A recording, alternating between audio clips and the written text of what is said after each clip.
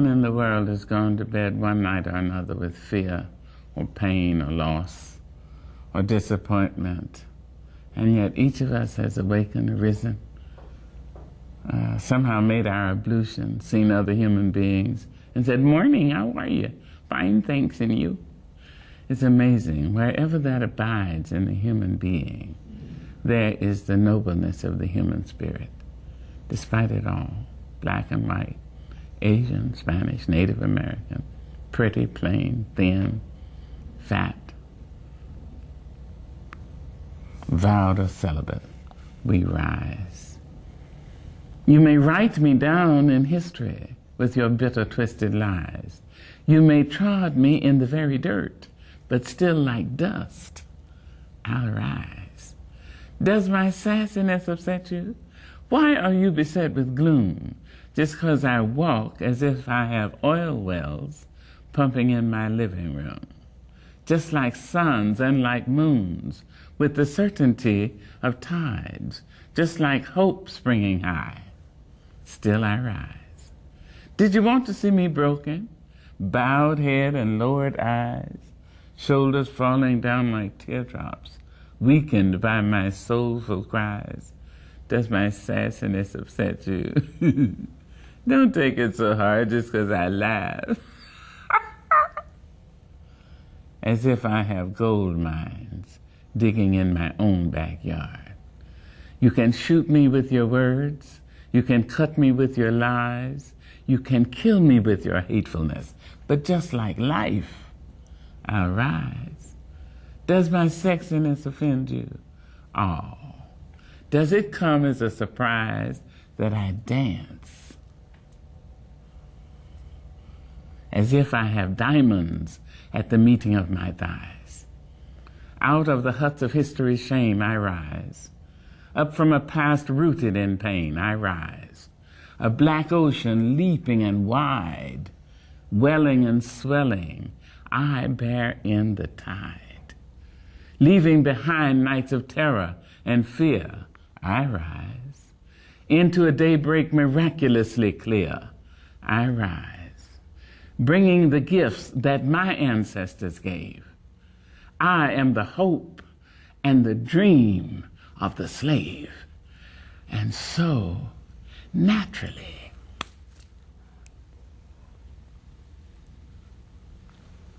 there I go rising. دوستان به برنامه مامتاک خوش آمدید.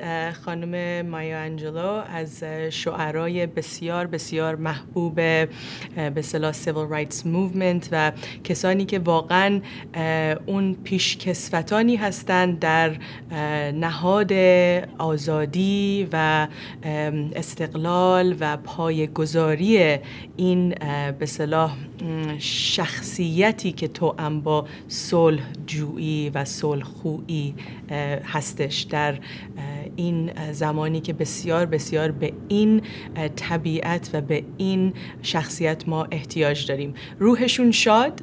امروز برنامه‌مون رو با شعر ایشون من به پا میخیزم، I rise و We Rise. امروز اون صحبتایی رو که قراره بکنیم با دوست بسیار گرامی و عزیزم خانم ونسا به اصطلاح سپنسر خواهد بود و خوشحالم که ایشون امروز در برنامه هستن تا این بحث مهم رو در رابطه با diversity, inclusivity و education, peaceLearning education امروزه در این قرن جدید ما به چه ابعاد حساس صلح و پرورش صلح در آموزش و پرورش احتیاج داریم. ایشون از پیشکسوتانی هستند که در به اصطلاح مسیر leadership, women in leadership, girls in leadership بسیار بسیار فعالیت میکنن. فعال اجتماعی و مدنی هستند، بسیار بسیار موفق هستند و it's a pleasure to have you. Thank you. Welcome to MomTalk, Thank you. Vanessa. Pleasure to be here. So let's get to it. I know you have been very active. You're a social activist. You have committed your heart and soul and energy to raising awareness especially in this very critical time in history? Yes. Yeah. I've always been a child who was raised to be socially aware. I grew up in Rockland County, New York. It's a small suburb just outside New York City, where my brother and I were really the only two Latin children in a largely Irish Catholic or Jewish community. And so we really were, in some ways, while we weren't outsiders because we grew up there from small children and knew everybody from preschool and kindergarten, but identifiably we're clearly very different, even from the way we were treated in the educational system. They immediately wanted to put us in ESL as opposed to understanding that my brother and I were second generation, and my mother's side third generation American born. So there was no need for ESL. English was our first language. And my father is an attorney. My mother has worked for an airline for a number of years as a manager running their New York City offices. And we were a well-established family. But my parents always made it their mission to make us aware of our culture and really our true American history. And my father was very involved in the Hispanic cause in New York, working for the governor at the time, Mario Cuomo, writing his speeches and working in their Hispanic affairs offices and doing a lot of conferences. Later on, went on to work for the United States Hispanic Chamber of Commerce, which connected the White House with small Hispanic businesses throughout the country and getting them government contracts. My father is in the military, an active reservist for a number of years, served in the Gulf War. So it was always on our conscious to be aware of more than just us, more than just our home, and to be aware and embrace all around me. I mean, I can remember wanting a bat mitzvah because it just was me honoring my friend's culture. I was fascinated. I used to love to go to Hebrew school with them because I was always so intrigued by somebody else's culture and the understanding of when you embrace somebody's culture, not only do you grow, they grow, and there is a deep empathy that and love that you learn to have for someone else and someone else's upbringing, and that's so important. So it has been my mission, to my whole life to really make each other aware of who we really are and not just what we see on the outside. Most books on a shelf don't necessarily look very interesting. It's not until you crack that spine of that book and you start getting into chapter 1 and chapter 2 that you really start to get interested in this book and want to read till the very end. And it's very much how I approach people in life.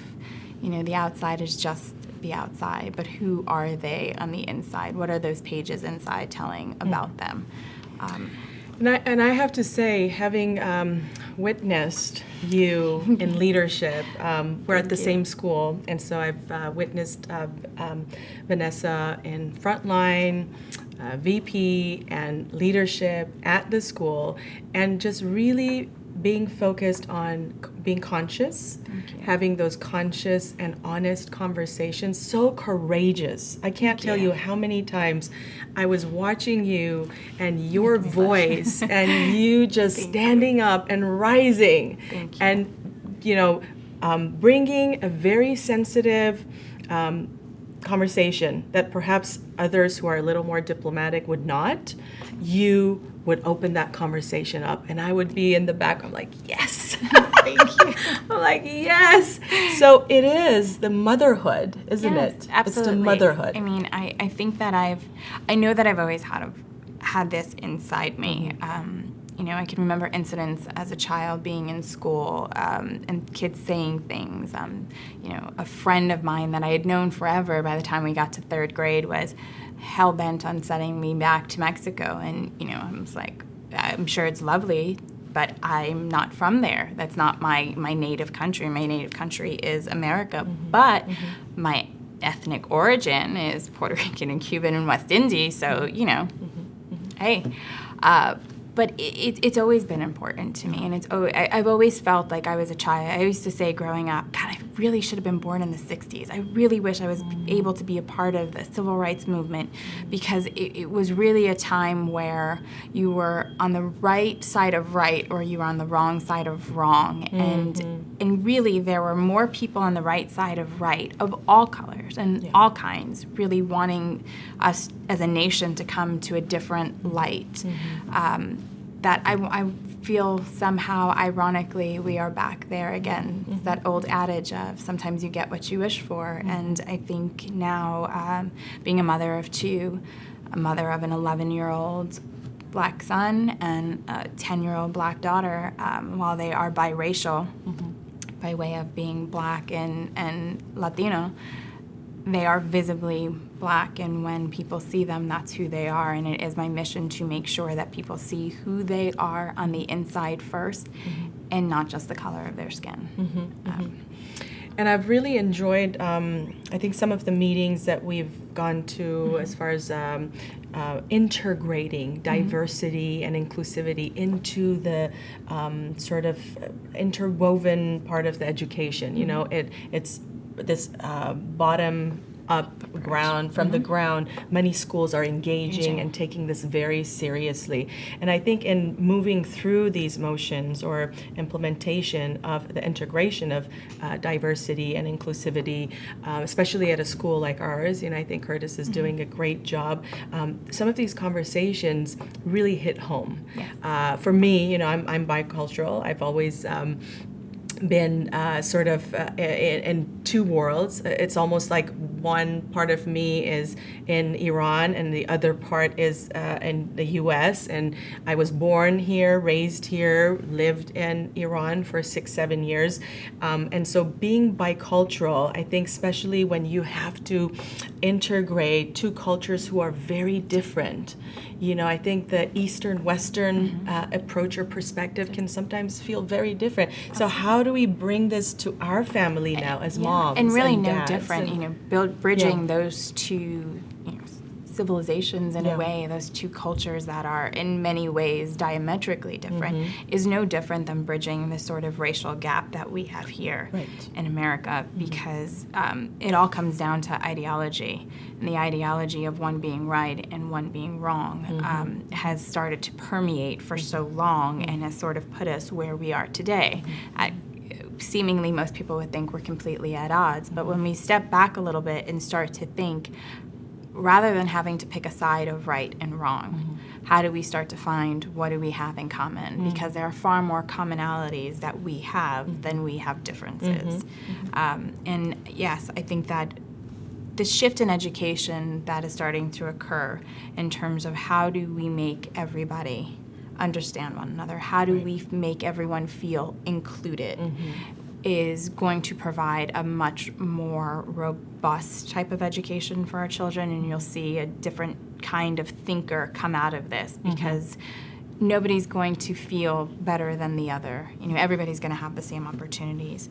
And I think that what it offers is a greater sense of community, a greater sense of self-confidence, you know, a recognizing of, oh, I do that just like you, or we do it just a little bit different. You know, my rice is this rice, and your rice is that rice, and how do we share? And, you know, I think it just creates a better sense of community. And I think that really our kids are of a generation where we as parents are already aware.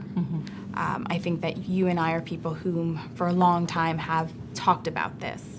But I do see that there are some parents at our school that have wanted to talk about this for a long time and never knew how to approach the situation, you know, the conversation. And now that it's become part of our program and our ethos and the fabric of who we are as a school, it's making them more comfortable and allowing them to step outside themselves and not feel so apprehensive to ask the questions that they've been wanting to ask for a long time. You know, I always think that intention is everything. And even if you're asking a question that may be uncomfortable, as long as your intention is to not hurt, then the question is not wrong. I love that. You know, intention is everything. So if you are not intending to hurt someone's feelings and you're just trying to be honest, if inadvertently their feelings are hurt, that's just part of this this growing, this stage of getting through the awkwardness so we can get to the real good. One thing that I've found incredibly helpful is integrating spirituality throughout these conversations. Absolutely. Because when the child comes from a place of heart and intent and oneness, then the conversation is very different than when a child is coming from a place of dominance, and power. So that shift is something that as parents, that's the peace learning piece that I think if we focus on it, if we really zero in on it, that we can really transfer, almost pass this torch, that children at every stage and age of development will come into the conversation with the intent to have that spirituality. Absolutely. And I think that people, they go back to this whole separation of church and state thing. I'm a firm believer in that. I don't believe that religion should be a part of school unless you choose to go to a religious school. But I do think that there is a sense of spirituality that we can address in school that is not, one religion tilt. No. I think spirituality is a very different thing. It's an awareness. It's not only an awareness of self, it's an awareness of your environment, of your being, of other beings, the earth. And I think when we get to that side of it and start to discuss that and allow children to be aware of who they are and how their interactions can change the universe by way of the intention. It all goes back to intention. If you put negative intention out into the world, sometimes the universe receives that and brings that back. So you really need to be clear on what your intentions are, and when you can be spiritually aware of oneself and your good nature and somebody else's good nature, that clearly can be the bond to leave towards forward movement. Yeah, I love Lisa Miller's work on the spiritual child and her research at Columbia. She is just so good in integrating science and spirituality and differentiating it for the educational system. I attended her talk at Marlborough School, and she gave this very meaningful, deep talk on the importance of spirituality for especially girls and especially humanity. So moving forward with the millennial and all the parents who are struggling with a sense of disconnect, why is it so important to bring this conversation back into the relationship? It's not about religion. In fact, it's very different. It's about the connection that one has to self, others, and the bigger divine, sacred, whatever you want to name it. Love. We're celebrating love. See? So so as love bugs, encourage your little ones to go out there with the intent to be curious, to connect, and have a peaceful conversation. I think teachers, God bless them, I think they're in such great place in history. Absolutely, right now, right? Absolutely. That they have such a great opportunity to make this shift. And a responsibility. While I'm a casting director by trade, I am a teacher by education, and I have always found that my background in education has helped in my work, but having spent a lot of time in the classroom, I think that as a teacher who has other people's children for 8-9 hours a day, it is their tremendous responsibility to be able to embrace these conversations that come up and listen for the opportunities to teach on real teachable moments that are outside of what your curriculum might dictate, because we are in a time where children are much more aware of what's happening. Parents are much more open. There's social media that kids have at their fingertips, be it a phone, an iPad, a computer, or what's happening on the screen that make them so much more aware than maybe when we were growing up. And they have real feelings about this. And now is that opportunity to be able, as a teacher, to help tap into that side of them, that empathetic side, to cultivate that and understand that being empathetic and compassionate is not at all being weak, that there is a strength in compassion, there's a strength in empathy. And even if you don't always come to agree, you can civilly disagree and feel for the other side. There has to be that awareness so that we can move together. I think that times it's become very divisive. It's my thoughts or your thoughts, and my thoughts are right and your thoughts are wrong. And even the disconnect or the polarization in race, you know, I think I don't know what it is with this new, you know, I'm not going to get political, but I have to say something is happening where even in schools, kids are feeling disconnected and separated. You know, I'm white, you're not.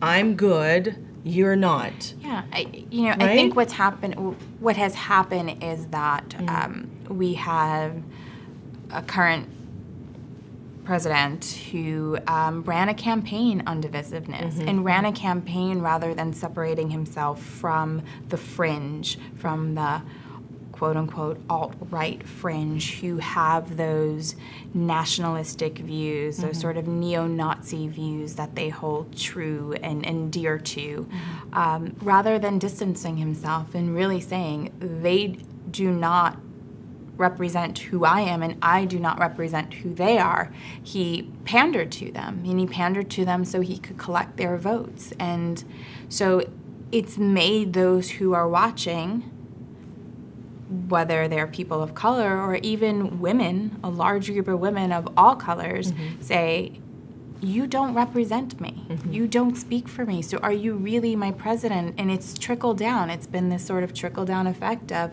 kids feel that. They recognize it. They hear it on TV. They hear conversations that their parents were having. They hear conversations that have been happening around them for the last 18, 19, 24 months.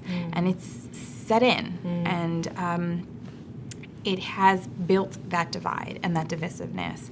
And I think that now he needs to step into the light and really, as a leader, lead and say, this is not who I am. And I am a president for all people. But it's kind of hard to do that when you have an Orthodox Jewish son-in-law, and on Holocaust Remembrance Day, the statement you release speaks nothing of the 6 million Jews that lost their lives and those outside the Jewish faith who helped the Jews to hide, to escape, who were also collected in the concentration camps because they were harboring Jews. You know, even his rollout of Black History Month, he sat at a table having a quote-unquote breakfast in a room full of semi-recognizable or not recognizable, fine African Americans, and decided to speak for 5-10 minutes about a tweet and the media and how they're portraying him, rather than addressing the really rich history that African Americans have contributed to America, or really addressing the fact that America is the industrial nation that it is because slaves had picked the cotton fields for as long as they had and provided an industry. Between sugar and cotton, you know, fought in the war, fought in the Civil War, you know, speaks a lot to who he is, and it continues to harken back to the days of when, and it has a lot of people feeling uneasy, a lot of people feeling uneasy on all sides, regardless of the race. But until we have a leader lead who's willing to recognize and acknowledge all of that, it really is our jobs, not only as mothers, but as women, as fathers, as uncles and aunts and cousins and friends and leaders in our community, to speak out. And make sure that we are that balance, we are that voice of reason, we are that voice of calm for our kids who are going out into this world and interacting with one another, so that the hate and hostility doesn't continue to fester or quietly build, but allows them the opportunity and the tools, really the tools, to be able to have conversation with one another and conversation outside a social media space, to really get in front of one another and feel comfortable saying things, because saying things on social media is really easy, especially if it's mean, because there's not that visceral reaction that you can see somebody have from reading something. And I think that that's very important where we are today. Yeah, yeah. دوستان در رابطه با به اصطلاح صلح و آموزش صلح و پرورش صلح صحبت می‌کنیم. خانم ونسا سپنسر، ایشون از به اصطلاح فعالین اجتماعی هستن، سوشال اکتیویست هستن و نکته‌ای رو که بهش اشاره میکنن این هستش که در این موقعیت تاریخی که ما الان قرار گرفتیم به عنوان یک مادر و پدری که آگاه هستش و کانشس هستش، کانشس پرنتس، ما مسئول هستیم. We have a social responsibility. مسئولیت داریم که با همدیگه اون کارایی رو که باید، که کارایی بعضی اوقات یک پله های ابتدایی هستش، بعضی از اوقات یک انرژی بیشتری میبره و باید فعالیت بکنیم که اون نکاتی رو که بر ضد صلح یا به سوی به اصطلاح تفکیک و یا جدایی و یا تنش و یا شاید جنگ ما رو میبره، از اون سو این به اصطلاح راه رو به سوی صلح و سویی که قرار با هم به اصطلاح پرورش و اون بهترین هامون رو بتونیم به دست بیاریم. بنابراین این نکته میتونه ما رو در این اوقات سخت کمک بکنه. به جای اینکه تشویش و اضطراب و حالمون بد بشه و یا دعوا با هم بکنیم و مشکل برای هم دیگه به وجود بیاریم، بذاریم که این مشکل‌ها رو بذاریم کنار یا دعواها رو بذاریم کنار، به جاش فعالیتی بکنیم که قرار اون فعالیت بهبودی بیاره برای جامعهمون. از کارهای خیلی خوبی که ایشون میکنن، I know you're very involved with this wonderful organization, and if we can show the website, Step Up. And tell us about Step Up and your passion, how you're making this shift during this very critical time in history. So Step Up is the organization that VenessaSpencer is leading or involved in its leadership, and she will tell more about us. Go ahead. So Step Up is an organization I got involved in 3 years ago. I'm the Los Angeles co-chapter president of the LA board, and here are my girls. There's Kelly Lee. She's a phenomenal casting director. She worked for ABC and was their head casting director for a number of years. Look at that joy. We have Kayleen and Rocio. They're our girls. So it's a curriculum that we take girls in 9th grade, and in 9th grade we mentor them and build their self-esteem and their self-confidence through 9th and 10th grade. In 11th grade we take them on college tours and start discussing with them what their career ideas might be, and we start on a pathways to careers.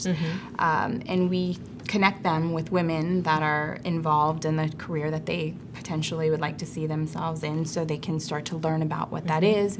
We hook them up with internships over the summer, paid internships over the summer, which is very important because most of these girls really and their families make a tremendous sacrifice for these young ladies to be involved in our organization. It's after school mentorship that we come into the schools with a curriculum where we work with them. Most of the girls go to charter schools throughout Los Angeles, and we take them through 11th grade where we start discussing colleges. 12th grade we take them on a college tour. We sit with them as they fill out their college applications, and eventually send them off to college and follow them through college. And really what we're building over these years is not only their confidence and their understanding of what it's like to be around career women, but let them recognize that you can lean into your woman community, into your sisterhood, and we will lift you up. We will support you. You have a network once you go out there. You have other mothers, other aunts, other sisters to lean on, and it's a wonderful organization where we just take on our girls, and they've all gone on to college. We're located, we have several different chapters. We have Los Angeles, New York, Chicago. We've just launched Dallas. We're launching Atlanta at the start of 2018. And after that, we are looking to, as well in 2018, open up in San Francisco. Wow, wow, bravo. So fabulous. برای دوستانی که با ما هستین از ایران شاید تماشا میکنین، این از اون فعالیت‌های مدنی هستش که شما لیدرشپ دست انگشتتون رو یا دستتون رو میذارین رو اون بخشی که حساسه و بهترین به اصطلاح بازدید رو میده. یعنی ایشون خانم ونسا اسپنسر تشخیص دادن که تقویت رهبری و یا ارتقاء قدرت در زنان این یکی از مسئولیت‌های ما هستش به عنوان یک سوشال اکتیویست و رفتن دنبال یک همچین ارگانیزیشنی که کاری که میکنن منتورشیپ هستش، کمک رسانی هستش برای دخترانی که در یک دوره تحصیلی بسیار حساس هستن. 9th grade 10th grade این 2 سال یکی از حساس ترین سنینی هستش که دخترها به خصوص اینجا در آمریکا باید آماده بشن برای دانشگاه رفتن، باید شغل بگیرن، کار بگیرن و باید یه سری انترنشیپ، یه سری کارایی رو بکنن که به اصطلاح قوتشون، قدرتشون در کارشون، شغلشون و دانشگاه بالا بره. کاری که کردن ایشون، یک سری از خانمایی که در به اصطلاح موقعیت‌های خیلی بالا و خوب اجتماعی هستن، چه از نظر کاری، شغلی، چه از نظر education، به اصطلاح تحصیلات، اینها میان. Is it all volunteered or? So we have a staff. Each city has a staff. So Chicago has their staff, New York has their staff.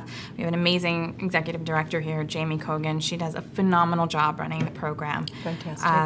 And then there's your board members, and all your board members are volunteer members, and we spend Saturdays and retreats and send these girls to college. And although we can't go take them on the college tour, which I wish we could, because I would just love to see their faces as they're visiting tours. We do local college tours. So we took them to UCLA last October, and before that we had taken them to the Claremont colleges, and we were able to do that. So it's just a wonderful time where we spend time talking about conversations, about careers and what are their interests, and they discover, oh, that's not what I expected that job to be. Maybe I'd rather do something a little more along this line, or start there and then segue off here because it's a derivative of what that job does. So it's just, they're great and their families are wonderful, and there's so much talent out there, and there are so many bright minds and girls who really have the leadership quality and skill, and all they need is just someone to identify it in them and give them the confidence, because it's not as though their mother, their aunt, their grandmother, or even their fathers don't want to, but because most of our girls are first generation here, and a lot of them are dreamers, their parents have come here to give them a better quality of life that they couldn't have had, and so their parents don't possess the skill set in order to do it. But what they do possess is that tremendous love and that tremendous desire to want their children to have more and better than what they did, and that is a component that they have for their children that we can't give them, but coupled together, we have like the perfect recipe to create and cultivate these phenomenal young ladies who will be the leaders of tomorrow, undoubtedly. Wow, you must be proud. I am so proud. I mean, honestly, I love the girls, and every year we do a fantastic job at honoring them in June as they are getting ready to graduate, as they should be, because they're really wonderful. That is awesome. So for those viewers who are watching and they live in the greater Los Angeles area, they can go to the website. You can go to the website. Can they contact you? They can contact me on Facebook. Okay. It's Vanessa Rodriguez Spencer. I am on Facebook. You can contact me there. Step Up. Vanessa Rodriguez Spencer. Correct.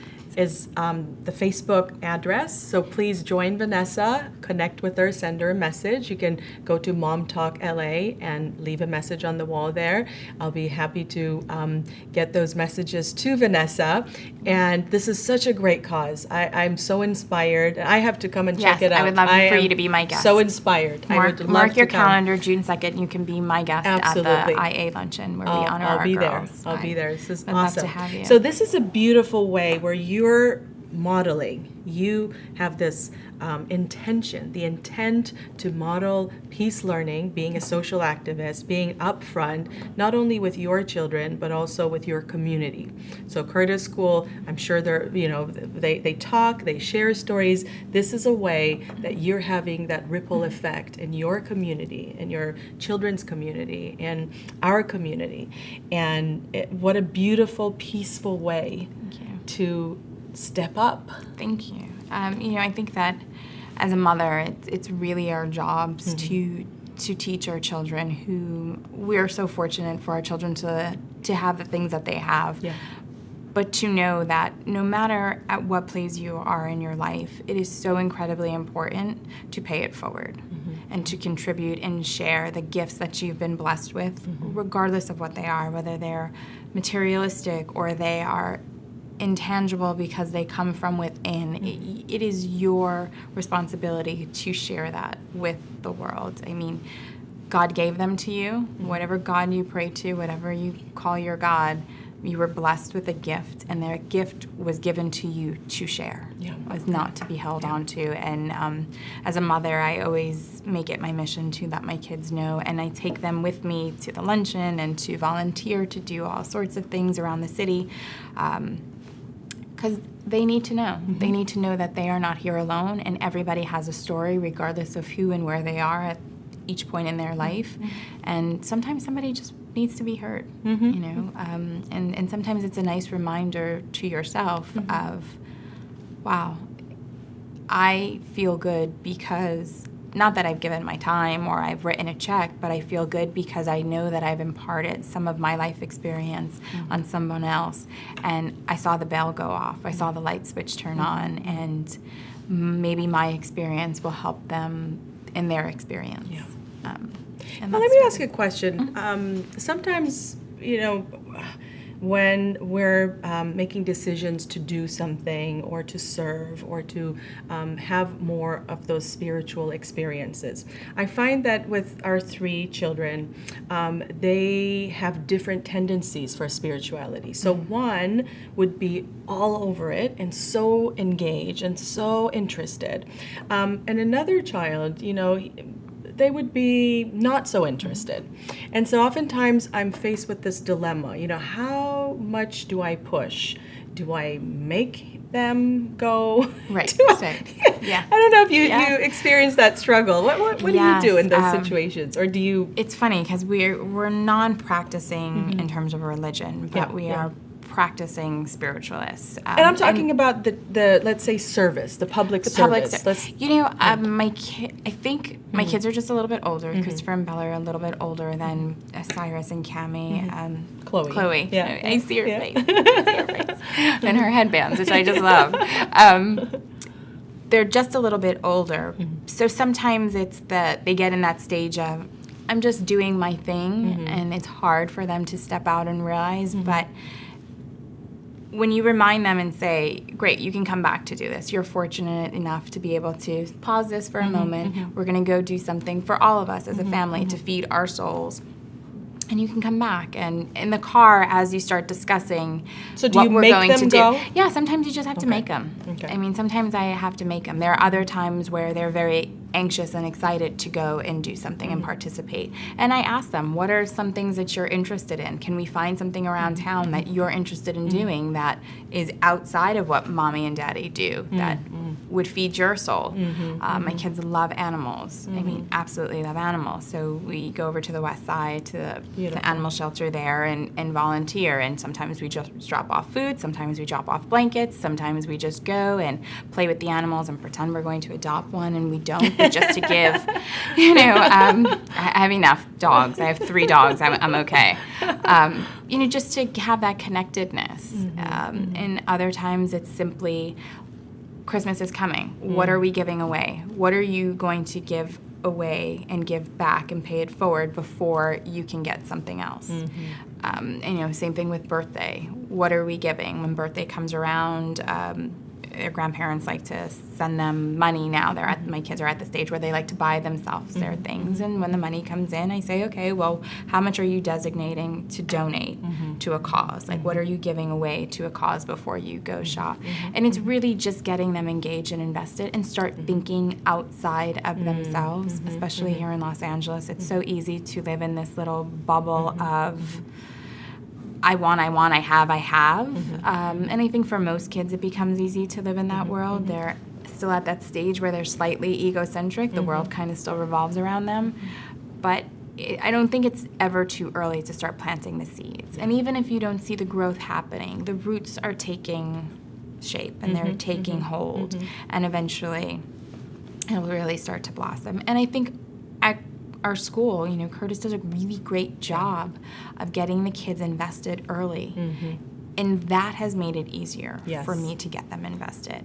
I think, you know, my kids only become a little bit iffy when it's a weekend that I'm giving up with them to go spend time with my girls at Step Up or to fly to New York to work with my Felix organization. You know, but when you start to break down to them what it is that we're doing and you see their face like, oh, wow, I didn't realize that. I think, too, Felix hit home for them. Felix is another organization that I work with. Yeah, let's talk about Felix. If we can get the website up, another wonderful organization that VenessaSpencer leads and supports. Tell us about this organization. So the Felix organization was founded by Sheila Jaffe and Daryl McDaniels, the infamous Daryl McDaniels from Run DMC. They met in 2006, and December of 2005, actually. And by December 2006, they had founded this organization, and it launched in a camp. Both Sheila and Daryl are adopted. And they decided that they wanted to start a camp for kids who are in the foster system, and so that they have a safe haven, a place to go to over the summer and be exposed to things that they otherwise wouldn't be exposed to. And so we just celebrated our 10th birthday last May, so we're headed into our 11th year. And from that night at dinner in Los Angeles, that was a cold winter evening here. That June, we were sending kids to camp. These two made partnerships and reached out to friends, and they work with the New York Foundling Organization, who had property in the Hamptons that they were able to lease out to Felix. And so for almost 11 summers, we've been sending our kids to the Hamptons to get involved in swimming and baseball and music and dance and art and theater and all sorts of things that we've exposed them to that they may otherwise not have had the exposure. We don't only follow them in the summer, we stay with them throughout the year. So we do Thanksgiving with them, we do Christmas, we take them to plays, we have sent many of them off to college. Some of them are coming back to be counselors and CITs to work with their kids at camp. And they're all going on to do great things. We're just starting to see our first wave. We've got some sophomores and juniors in college, and there are a few girls who have gone on to more trade-type universities where they're studying a trade. And they're thriving, and they've all come back to give back.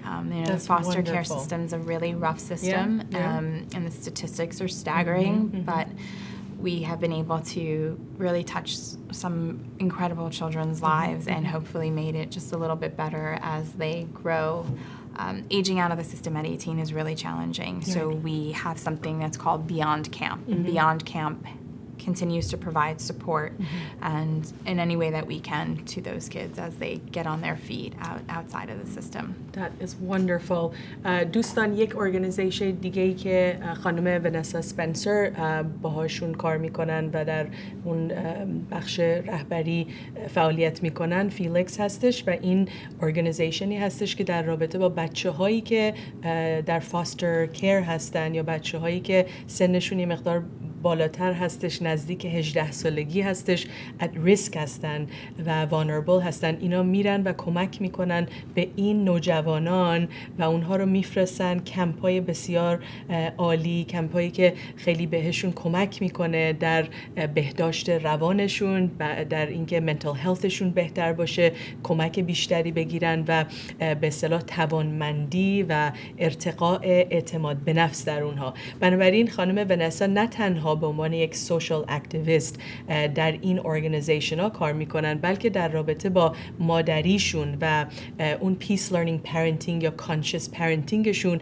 اشاره کردن که بسیار بسیار مهمه که از کودکی، از خردسالی شروع بکنیم. چرا که ما در مدرسه‌ای هستیم که در این مدرسه کردیس اسکول در بافت به اصطلاح آموزش و پرورش اون نکاتی رو که باید یاد بدن، بیاموزن به بچه‌ها که چقدر مهمه که به جامعه کمک بکنن، سرویس بدن، خدمت بکنن، خدمت رسانی، کمک رسانی، به اصطلاح اون فعالیت‌های غیر انتفاعی، اینها رو همه از خردسالی، از 6 سالگی در اصل که developmental kindergarten هستش، خیلی از این بچه‌ها از کوچیکی یاد میگیرن که سک لانچ، نهار درست کنن که دوستانی رو یا اون تینیجرایی رو که نهار ندارن به اونها غذا برسونن، یا بلانکت یا پتو برای پاپیز و یا به اصطلاح پتایی که شاید هوملس هستن و خونه ندارن برای اونها کمک رسانی بکنن. بنابراین از همون خردسالی شروع میکنن بچه‌ها رو اون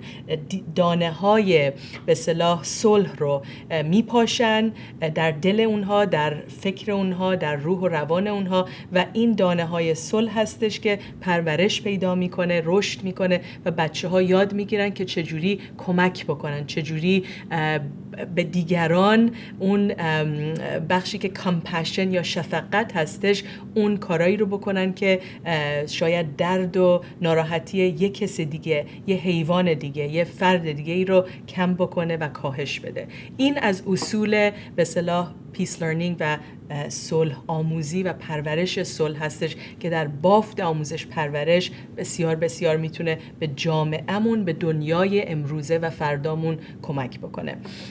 So such important vision and activism, your consciousness, your leadership, your soul and spirit, bringing this important, sharing yourself with the world, with our audience, with MomTalk. Thank you for having me and your audience for welcoming me and into there. It's such a pleasure, and it's a testament to your parents and your heritage and your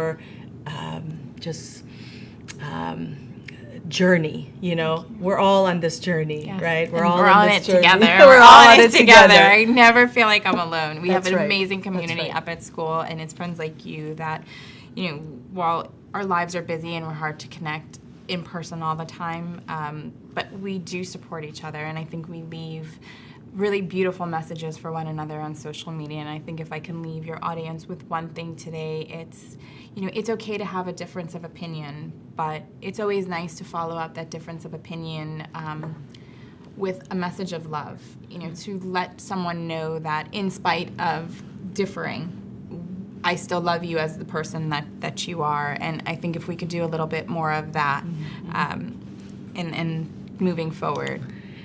در این روزی که یا هفته‌ای که ما والنتاینز دی یا روز عشق رو سلبریت می‌کنیم، چه چیزی بهتر از این که این به اصطلاح این روح و روحیه هوشیاری صلح، پرورش صلح، دلمون باز باشه، همدیگر رو بیشتر تحمل بکنیم، با عشق بیشتر با هم رابطه داشته باشیم و اون پیام هایی رو که مهم هستش در این دوره تاریخی حساس، پیام صلح، استقلال و آزادی رو برای همه بپاشیم و بریزیم و شیر بکنیم. It's such a joy and pleasure to have you. God bless all of you. به تک تک شما آرزوی صلح و عشق و صفا دارم. روزگار خوش. Bye.